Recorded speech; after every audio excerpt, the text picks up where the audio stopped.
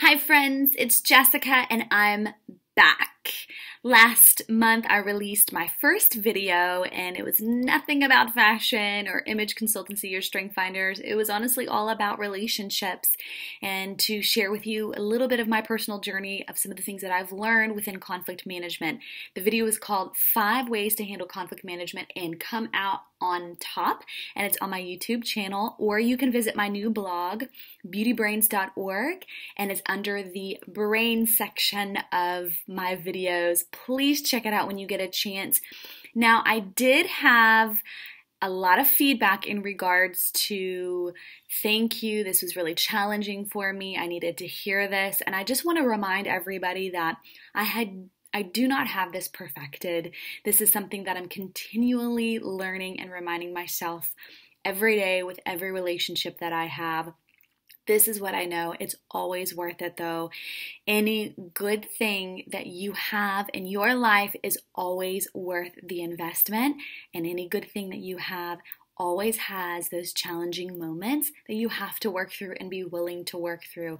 That is the sign of somebody who is healthy and really digging deep for that conflict management and to come out on top. I did have a lot of questions regarding, well, what if the person doesn't want to resolve the conflict? What if the person doesn't want to get back into great standing or in an open relationship? And I thought those are great questions because I've been in those situations before as well, and I've done it really wrong and I've done it really right. And I want to share with you 3 additional points to add on to my first video with the 5 conflict management. So please go back and watch that so that way you understand exactly what these 3. So if you have a conflict with an individual and you try to put into practice all of the 5 things that I discussed and it went really well, kudos to you. You implemented it, you tried it, and it worked. I know it works because it worked for me and it's going to work for you. If you tried all 5 things and it did not work, you fell flat on your face, or maybe that person was like, whatever, peace, or they gave you more attitude, or it blew up in your face, I want to let you know it's okay. Take a step back, breathe. I want to add on 3 additional points to conflict management that will really help you through that next level. And the first one is this: check your intentions. So if you've tried to talk to that person, you've really submitted yourself in a humble way and have taken responsibility, tried to move forward, go back, check your intentions. Here's the thing. We all have intentions regarding whatever it is. We want an outcome. Whatever it is that we do in life, we always have a desired outcome. There's an intention behind it. And let's be real with ourselves. Sometimes that intention is not the best. Guilty number 1 right here. Sometimes those intentions are more for personal gain or selfish motivation than anything else. So when you are in a conflict and you're trying to work through it, and that person is not receiving anything you have to say, take a step back and say, what are my intentions? And usually there's 2 intentions behind everything. First, it's either manipulation or persuasion. And you're probably like, Jessica, I am not a manipulator. I am not a persuader. Hold on just a minute. Let me help you understand those 2 things. First, manipulation seeks to control.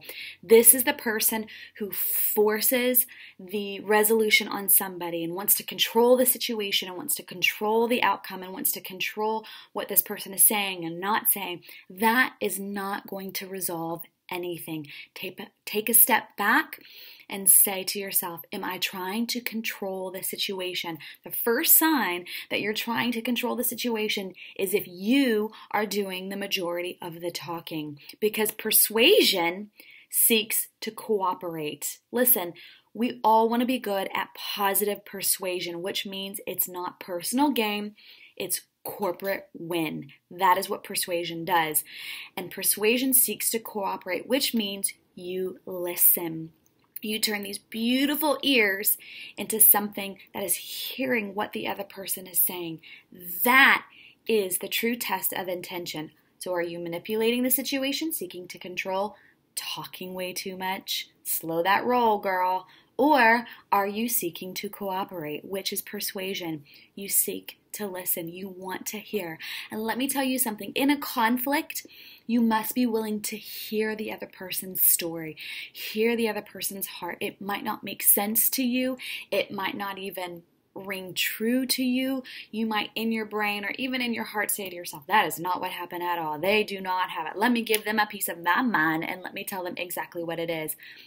Hold up for just a minute and just listen. It's not about being right. It's about what is right. The second thing is don't force resolution.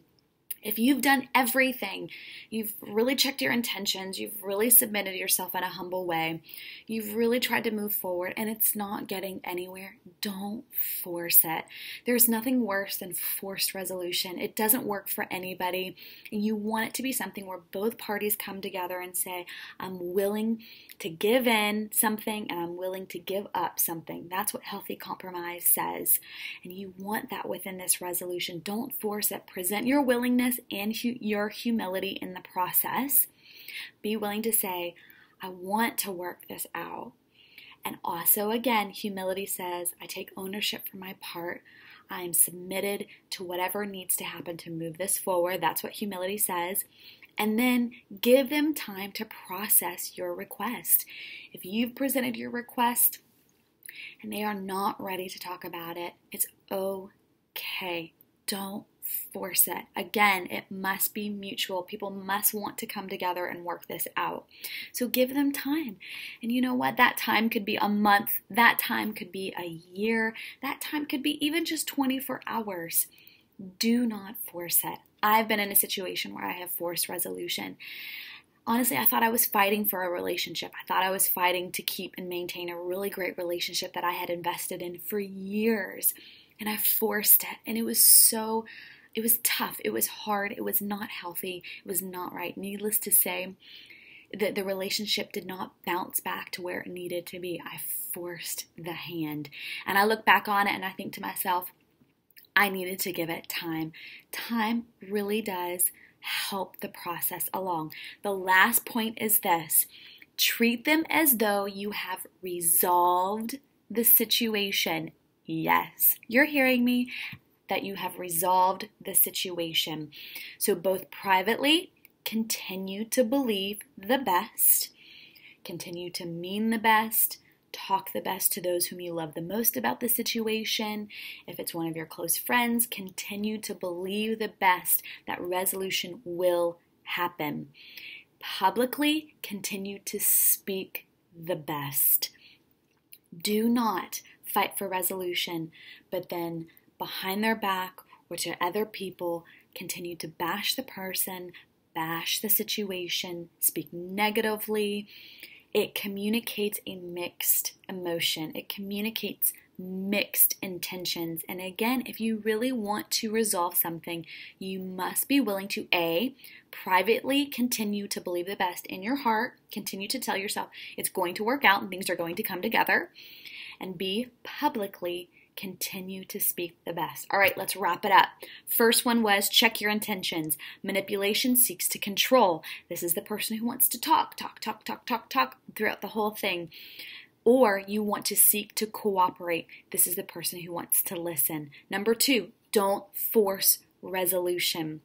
Present your willingness and humility and give them time to process your request. The third thing is treat them as though you have resolved the situation, both privately and publicly. When you see them, smile, greet them, be kind to them, be nice to them, be positive to them, even if the conflict has not moved forward. I have a few people that I would say to myself, I haven't worked through some of the things that I'd like to work through, and that's okay. I'm willing to give it time because I know that that relationship is worth it. But when I see them, I greet them, I ask them how their life is, I ask them how their family is, I ask them how their world is, and I treat them like nothing has happened. And guess what? That person will one day, I guarantee it, come back to you and say, so-and-so, Jessica, I'm ready to talk. Let's talk about it. And guess what? You can go back to that original video, pull up all those 5 conflict managements, and you can dig deep and really move forward. I hope this has helped you guys. Again, I want to hear your feedback. I want to hear exactly how this is helping you, if it's helping you, if it's challenging you, if it's making you mad. Regardless, I want to hear back from you. So leave a comment below. Don't forget to visit me on YouTube and on my blog. And I'm so thankful for all of you. Much love. Mwah!